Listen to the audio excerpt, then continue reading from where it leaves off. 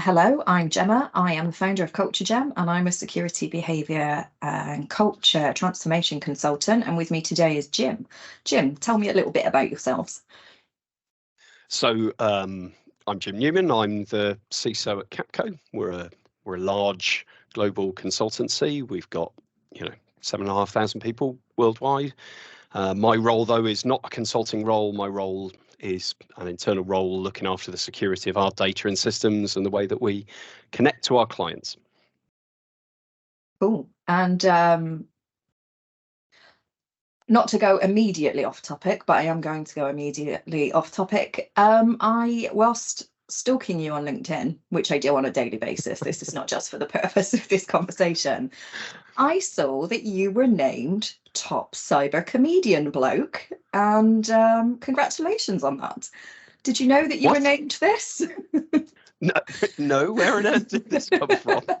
I haven't been stalking my own LinkedIn. Where's that come from? I forget who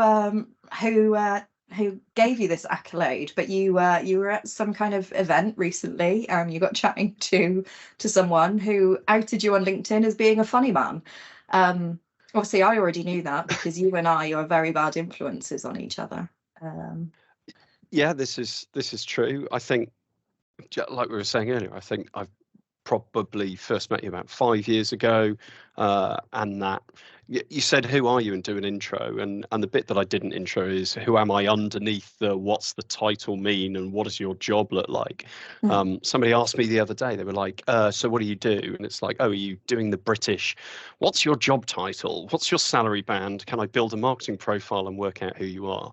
But actually, I think when we first met, we were able to identify quite quickly that both of us work in an industry where having a brain that makes you act like a mischief maker is in a lot of ways a good thing. So yeah, I think top comedic bloke means, well, yeah, I'm very skeptical of who might have written that, but yeah. I won't out them because I've just remembered who it was, just in case they want to backtrack, and I don't want to make this public record that they once thought you were funny. Obviously, I think you're hilarious. The reason that I say we're a bad influence on each other is nobody who knows me would believe that I'm influenced by anybody, and I think the other way round goes for you as well. And no, I think people know that I think historically, growing up, one of my friends, his mother would always say that I was the bad influence. And actually for him, it's probably true, because he didn't live a very thrilling or exciting life. So I probably was a bad influence on the path that his mother had set out for him. But I think I'm relatively easily influenced. The whole ADHD bit was, growing up, a lot of my friends knew that it was really easy to get me to do something stupid, and all they had to do was go, I bet you won't do this, I dare you. Oh yeah. Oh, I'll do anything for a dare. I shouldn't have said that. But exactly. No, well, exactly. Yes. It was the what? I dare you. I bet you won't. Well, but I bet I will. Exactly. So yeah. So I found myself doing stupid things, less from influence and more from being manipulated into doing things, manipulated very easily. And it wasn't necessarily about being a people pleaser. It was about going, oh yeah, if no one else is going to do that, like, bring it on. Oh, what, you need somebody to climb on the roof and get all of the footballs in the middle of the night? Yeah, I'll do that. Yeah, I don't think I'm known in the industry as someone who behaves themselves, rightly or wrongly. Well, it depends how well you mask it, right? Oh, I don't mask anything, as you well know. Someone said to me recently, like, you're definitely Marmite, and people either love you or hate you, but regardless of their feelings, you're good for me. So, which I like that. That's definitely a compliment, right? Yeah, I can be disliked, but I'm good for people. So that's nice. Yeah, exactly. Exactly. Actually, one of the best working relationships that I ever kind of built was with a guy who initially I absolutely couldn't stand him. He was I know this is going to sound, he was really arrogant, very much used his intellect and his knowledge as a sledgehammer to make everybody around him feel inadequate and kind of, the kind of techie guy that I'm referring to. It's all Oh, about yes. kind of that superiority bit, and I couldn't stand working with him. And then, like, at some stage I'd asked him, well, hang on, like, you're right, I don't understand this, but what I'm trying to figure out is how can we encrypt this thing from end to end through this particular piece of architecture? Like, what can we do? Why, like, break it down for me, why can't we do it? And he was saying it just can't be done, and gave me some very technical reason that kind of held water. And I was just like, yeah, okay, I'm gonna have, like, my lack of technical knowledge in that particular domain was lacking. And then the following day he came in and he was like, I put my brain to thinking about that problem you put to me yesterday, and I found a way we can do it. And then he just said, if you got 5 minutes, and then whiteboarded this solution and so suddenly he went up in my estimation, because although he had this outward kind of like hard shell of being rude to people and everything else, underneath it, he's actually a lovely guy who is not necessarily insecure, but that's his outward persona, is this blunt, technical, whatever. But when you ask him questions, he does then start thinking, oh, actually, maybe I'm not right. Maybe there is a better way of doing this. Perhaps there is a way I can solve this problem. And he'll work on that in the background. It just won't tell you that he's doing it. So he's not got that level of emotional intelligence yet. But he was a really good advocate guy. Yeah, Nick Drage and I recently had a chat, and one of the things that we were discussing were the multiple intelligence that are required in cyber, and I guess for exactly the reason that you have just mentioned, that's critical. And I know I think very differently from the technical aspect of things based on the area of cyber that I'm in, which is the squishy people side of cyber. I very much spend a lot of time translating between the technical people and stakeholders. What's your take on the soft skill aspect of cyber? The soft skill's critical, and it doesn't matter what area of cyber you're in, because the soft skill, like I've just said, with that particular colleague, the soft skill that was lacking was the ability to collaborate and work cooperatively with a team, right? That's critical in any business. When we first met, remembering where you were working and who you were working with, you were facing up to a lot of senior stakeholders within the business as well. So it wasn't just about the kind of soft skill of being able to coach and improve kind of security awareness. It was also about managing business messaging for senior stakeholders, and getting the tone and the context and being concise enough, but also not so technical as to lose them in the weeds. The kind of the soft bit's arguably the most important bit, because a lot of security is technical, and translating that into something that is meaningful for most people. You look at Vessi, who worked with me, who was in our team at Kidsloop. We appointed her because she didn't have a background in cyber. So the kind of technical aspects of the job were kind of beyond her, and because she was doing a lot of our communications and awareness work, she was looking at it from the same point of view as the vast majority of the staff or users within the business. That we couldn't write some security awareness comms. She would do it, and we would say, here's the message that we want, and then she's like, I don't get it.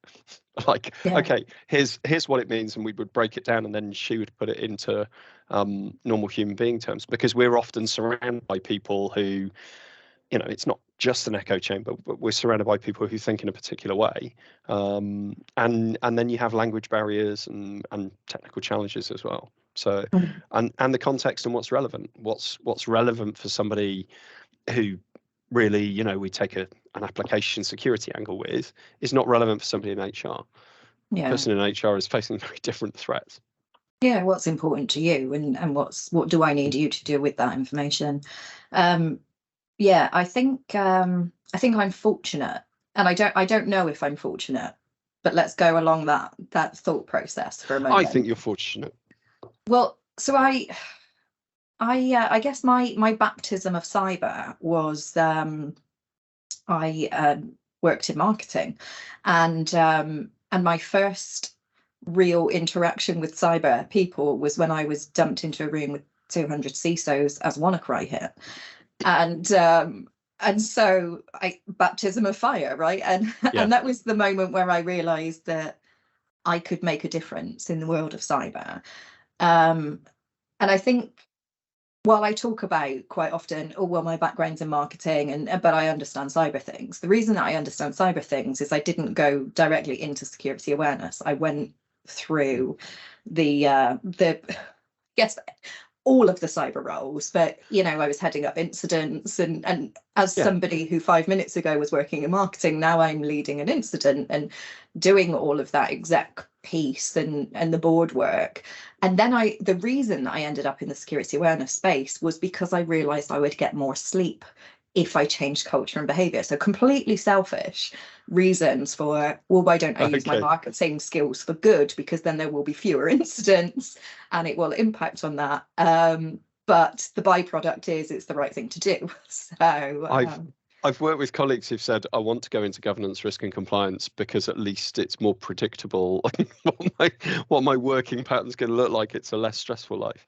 I quite, I got chastised for saying it recently, but I quite like incidents because that kind of high pressure, fast pace, high stress, but the ability to problem solve and try and resolve an issue, and it becomes this kind of calm.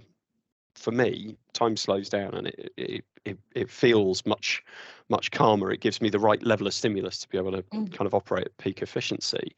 But when you say about the kind of being there in a room with 200 CISOs when WannaCry breaks, actually in those scenarios, a kind of your security incident response team, whatever you want to call it at the time, that you need people who can communicate with the rest of the business and keep them off the techies' backs, and can manage that team of people who are actually handling the incident.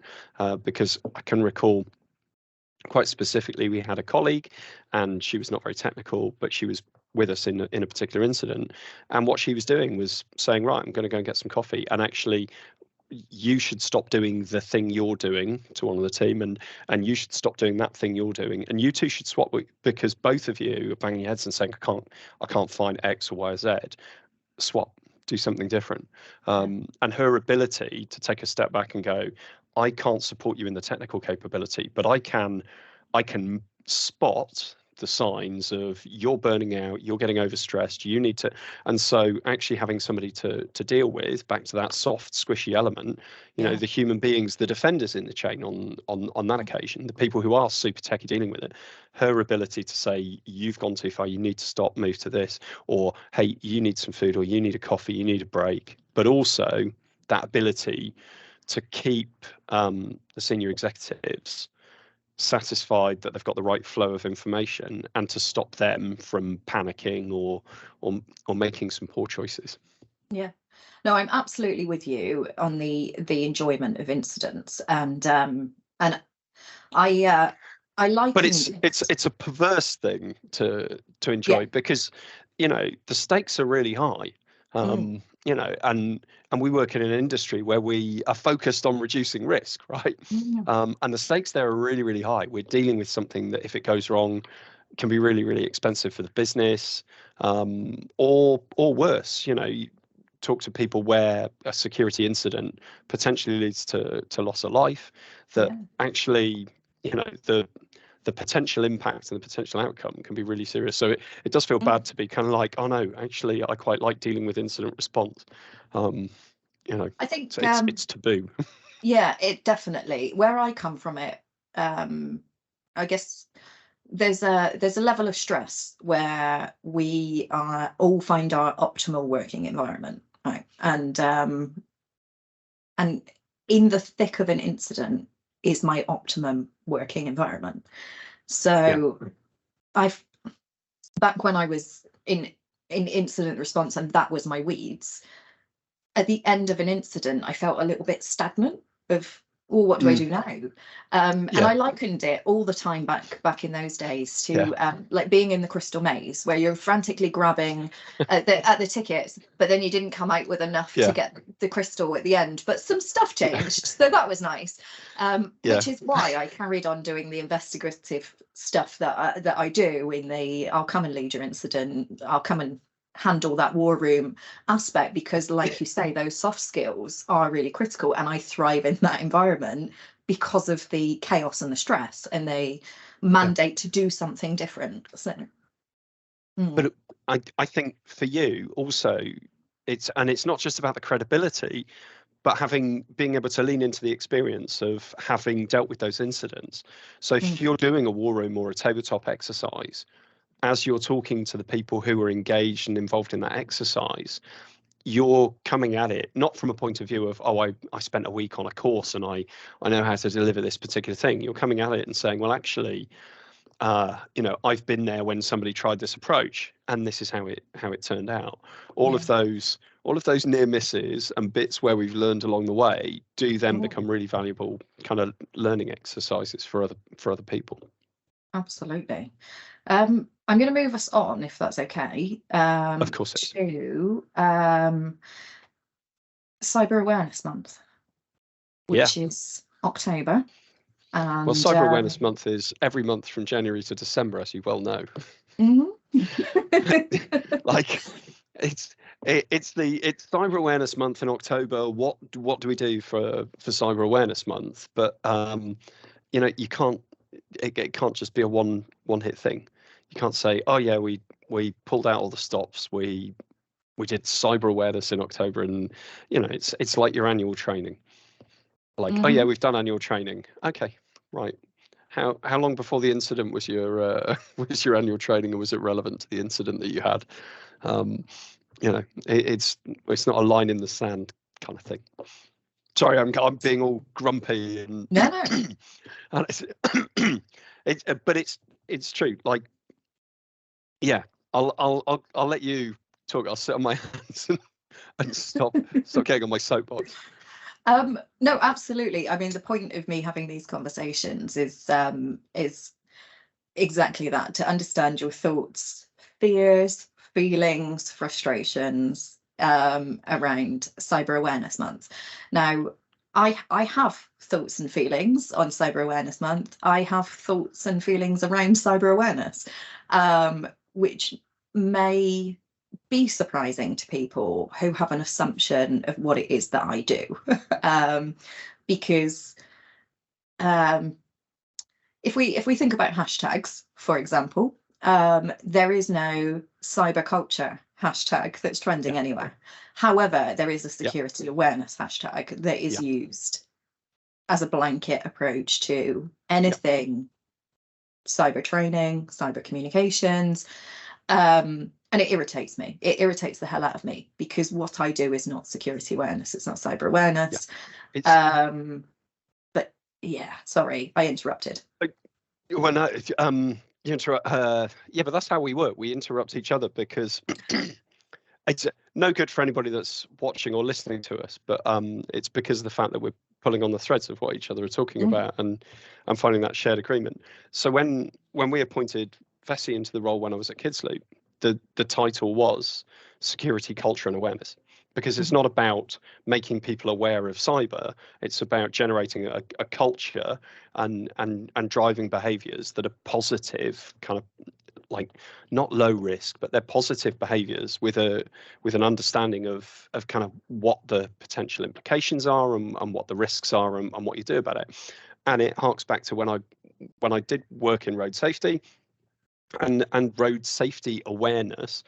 Mainly it was about trying to get people to understand what the actual risks were, giving them information and letting them make better informed adult decisions. You can't go around saying to people it's a 30-mile-an-hour limit or a 20-mile-an-hour limit and you're not allowed to exceed it because we say you're not allowed to exceed it. I specialize in dealing with motorcyclists who are not particularly good at being told this is a rule, and it's a completely blanket rule regardless of the context of of everything else. That's how it is. And so the awareness was as much about, here's what we know from collision investigation, here's what we know are the risks and the skills, and here's how you can better reduce the likelihood that you end up in a body bag. And cyber culture is about giving people the information about, here are the things that you do where you might introduce risk into our business, and giving people a better understanding of the context in which they operate and where those cyber risks are, so that they can then make better informed kind of choices going forward.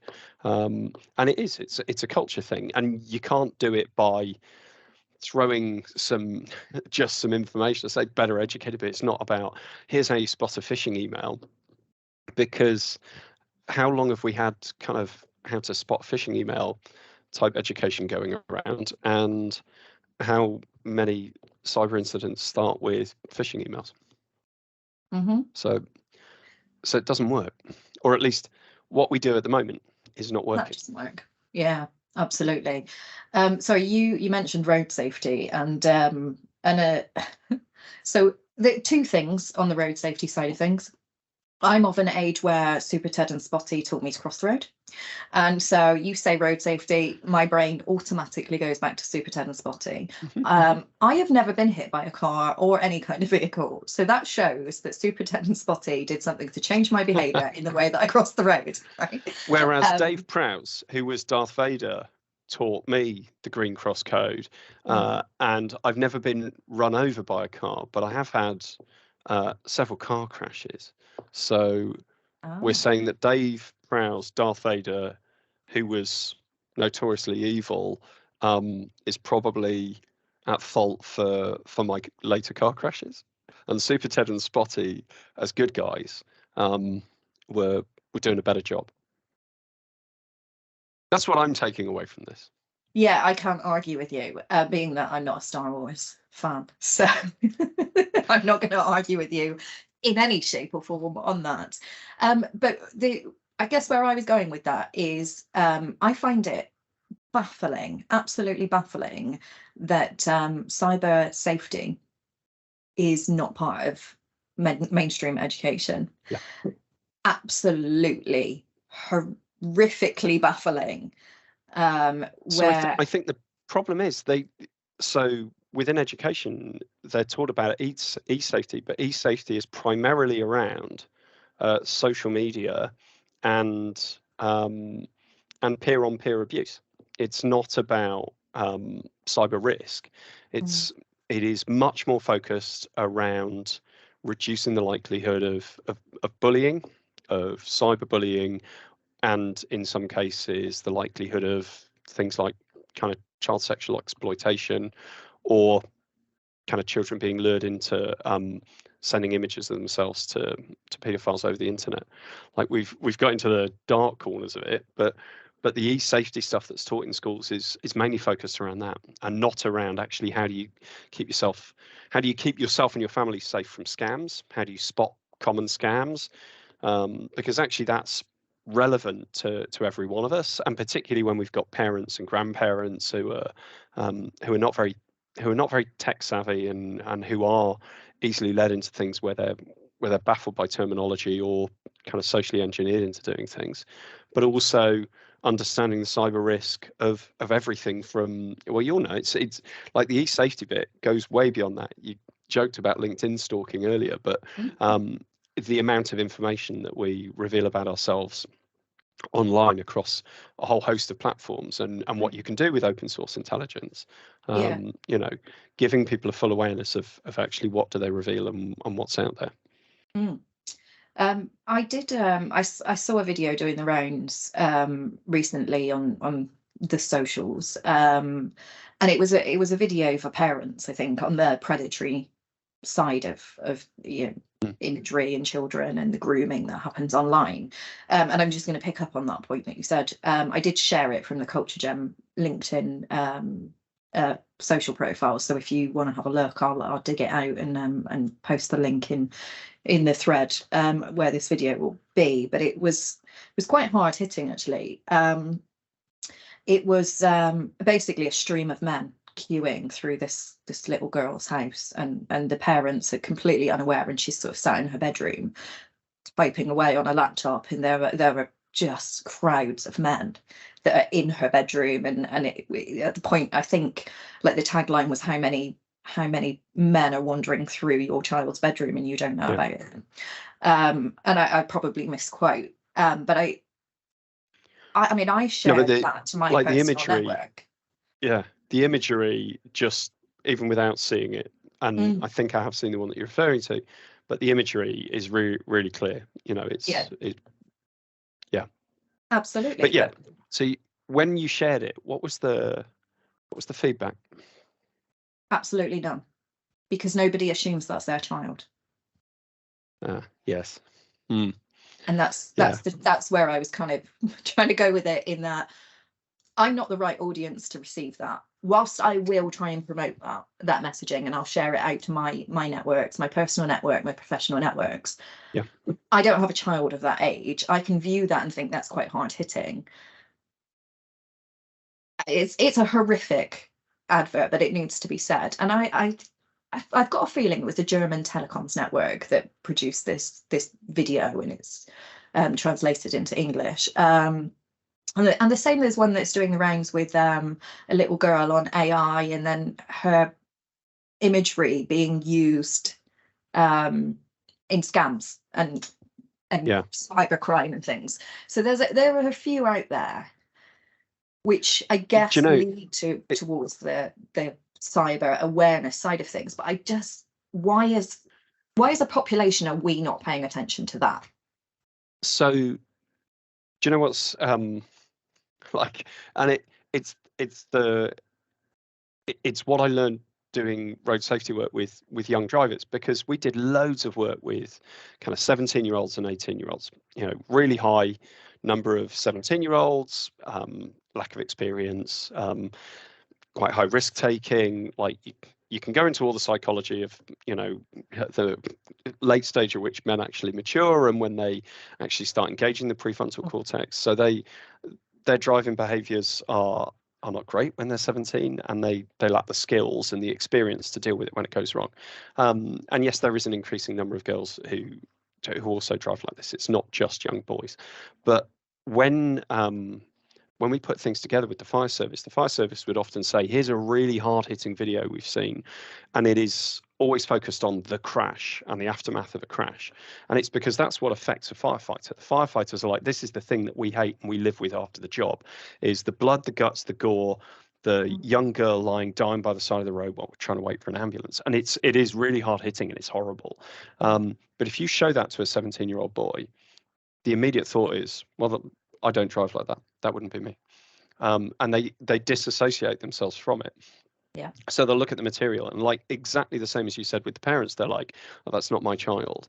That those hard-hitting videos, like the fire service were like, oh my God, that really gets me in the feels, that really hits me. But that's because they've first-hand experience of those horrible bits, and they know how horrible that is. But if you show it to somebody in isolation, they're like, well, I don't drive like that. It's never going to happen to me. And so you have to take a different approach. And having crashed a car where, friends of mine were in it, and it was really, really serious, that my point with young drivers would be saying to them, well, actually, I feel like I'm looking in a mirror. Talking to you is like talking to a 17-year-old me. And I thought that it would never happen to me until it did. Yeah. And you were not ready for how much that tears your life apart. And to then be able to talk about it from the heart, but you can't put that into an advert. How do you scale it? How do you engage with your audience? Because you've got to, what's your hook? You're marketing, right? So what's the hook you're gonna hang your hat on and all that sort of stuff? Because we can look at a campaign and think that's amazing, but we're really close to the problem. So for us, it might seem like why isn't this effective? And we need to take a step back and think about, okay, well, actually, if I'm just the person in HR whose job is pushing this particular data from here to here, and I see a particular piece of kind of training or whatever it might be, where's the relevance? How do I tie it to me? And for those parents who think, oh, well, my child's all right because, I've given them a mobile phone and I take it off them at 8:30 at night, so they're not up all night on it, but they're not thinking about who do they actually talk to on those channels, and who is controlling or managing the not just the platform but the groups in which they engage. Yeah. I wonder if things will change as that generation then become parents, when they actually genuinely do realise that was me as a child, and therefore that could be my child, as opposed to our generation where we didn't have the perverts in our bedroom because we didn't have connected devices in our bedroom. But in what you're saying of the that's, you know, what we both said about that's not my child, and being able to relate to that, that's where I stand on the security awareness as it exists today doesn't work, because I am not a target. It's not going to happen to me. I cannot put myself in that situation. You know, what my identity is not worth anything. Why would anybody try and clone it, etc.? Why would I be a target? And there is an element of okay, if you're an attacker, if you are a criminal gang, whatever it is, who are you targeting and how are you targeting them? What is it what are you actually looking for? But we all have things of value to other people, and those people don't always wish us well. And sometimes you're just a means to an end for another way to get to that information. So yeah, you're right. There's a lot of well, I'm not a target. They're not. You know, they're not. Well, why the would security they team's touch job me? is to. The security team will yes. protect me from this, right? So why do I need to worry about it? Now, on whether we feel like cyber awareness month is a good thing or bad thing, I have this incredible amount of peer pressure on me to do something on cyber month because of the nature of the work that I do, and I'm not going to spoiler my cyber month content. However, keep an eye out for things around open source intelligence coming out of the Culture Gem pages over the next few weeks or so. I'm just conscious of time, so 2 quick questions for you. Who would play you in a film about your life? Who would play me, or who would I want to play me? Because that's 2 different, okay, very different questions. You can have 2 answers then. Okay, who would play me? Trying to remember his name. God, I can't remember his name. What's his name? He was in The Office. Honestly, I want the UK Office Morgan, or the the only one worth watching. Actually, it wasn't the only one worth watching, but was in The Office, was in The Hobbit. Oh God! Yeah. I without googling, I'm not sure I can come up with the name. Well, Martin Freeman, because that's why I was like Morgan. I'm going, it's Morgan, and it's not. It's Martin Freeman. Yes. That's why I was going down the Morgan line. But no, Martin Freeman, I think would be the one that would be playing me in a film about my life, because somebody else said to me, "Haha, you look like a pound shop, Martin Freeman." And actually, sticking on that angle, I think Morgan Freeman is the one that should play me in my life. That's everyone's dream, right? Yeah. I like Morgan Freeman, like doing a charismatic kind of, holding himself with gravitas, all the things that I would love to be. Yeah. So yeah. Yeah, I don't think that's happening. Fortunately, Jim. Depends how much they pay him. Right.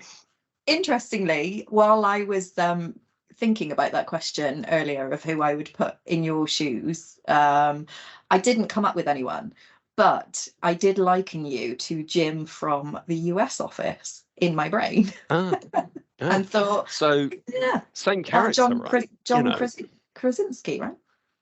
Yeah, I'm not going to try and pronounce his name. It would do him an injustice. But yeah, that makes sense. Yeah. Yeah. I mean, not looks-wise, I would have said absolutely not, but personality and the looks the famous gym looks that are apparent on both of your faces? I'll assume that that's a positive thing. I was going to say, if it wasn't going to be Martin Freeman, it would need to be Matthew Broderick, because he's short, grey hair, Right. used to be quite hyperactive, is now slightly more serious than he used to be. So yeah. Interesting. Right, final question while we and then we'll wrap up. If you had one cyber wish that would be granted during Cyber Awareness Month, what would it be? An end to passwords.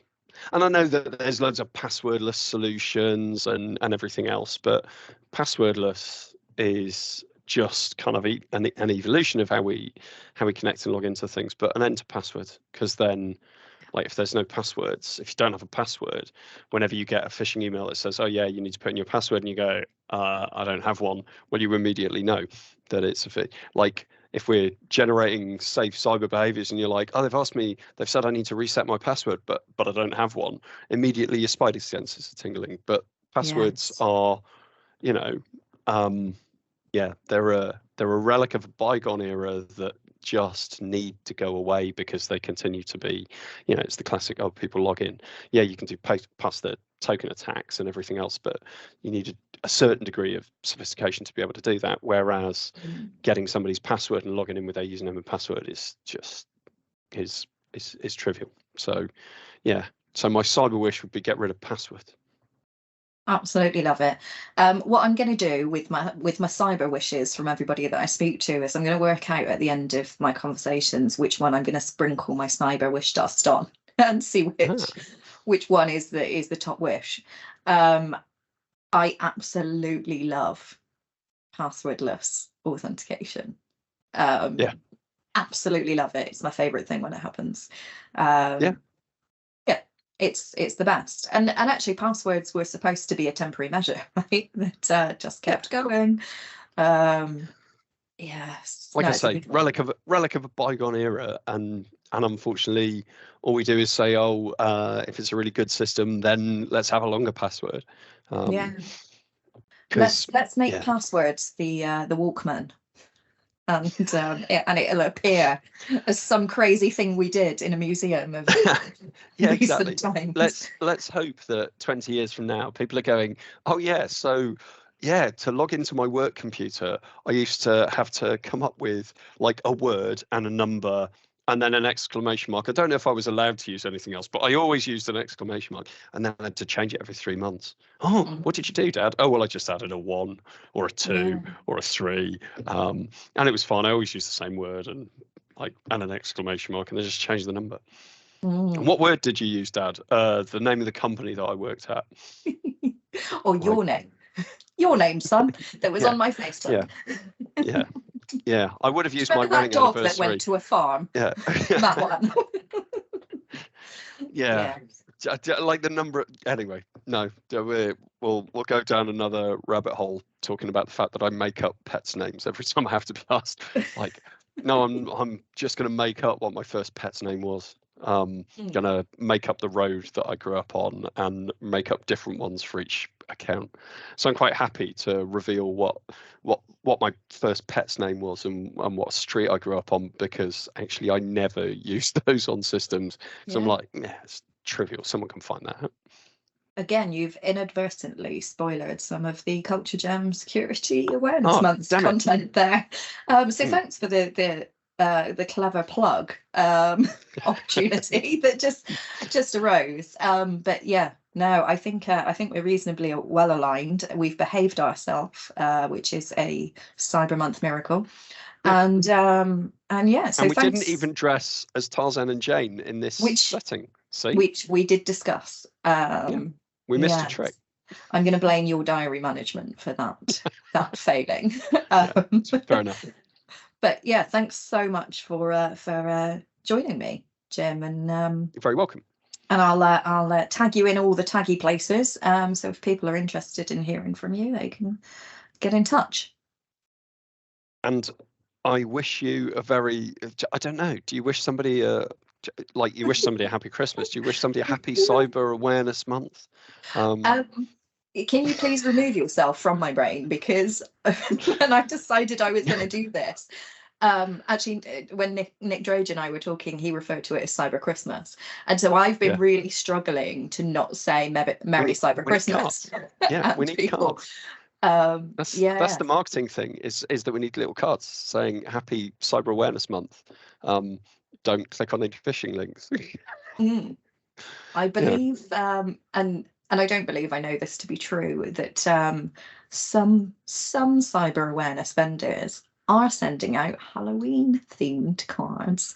And let's say they involve a monster that was created by a doctor. And I can't give away too much because they're my least favourite vendor, and they'll know it's them. If it's coming from a cyber vendor, like, were people will people be expecting these cards? Because surely our training is that if you're not expecting it, you shouldn't open it. Oh, yeah, no, you do have to request the cards by selling your soul to the devil that is that vendor. But it's yeah, and you know, when it comes to Cyber Awareness Month, we will, like everybody's cyber awareness plans are going to have something in there that is, you know, beware of phishing emails, don't click on links, don't open attachments. Well, how am I supposed to ever get my job done? You know, how are all of our staff and users, like, you can't tell people not to click on links because they do and they have to. And you can train people to spot a link, but actually, you know, when in the cut and thrust of work, what you've got is a whole host of things coming in. Some of them are really well crafted, and you can easily miss what's going on. And a better thing to be doing is having appropriate technical resources that will make those links safer, or remove them, or remove the email altogether, so that, you know, we need better technical solutions. I feel like that's a story for another chat. And if people would like Jim and I to try and sync calendars again and have a chat, then let us know. But I slightly agree. Well, I do agree with what you said. However, there are some pitfalls in what you just said, and I would like the opportunity just to discuss it with you. So perhaps we'll do that another time. We'll end recording and let you get back to We'll do that in the pub sometime. Definitely. No problem. Well, thanks for joining me, Jim. Yeah, thanks for having me.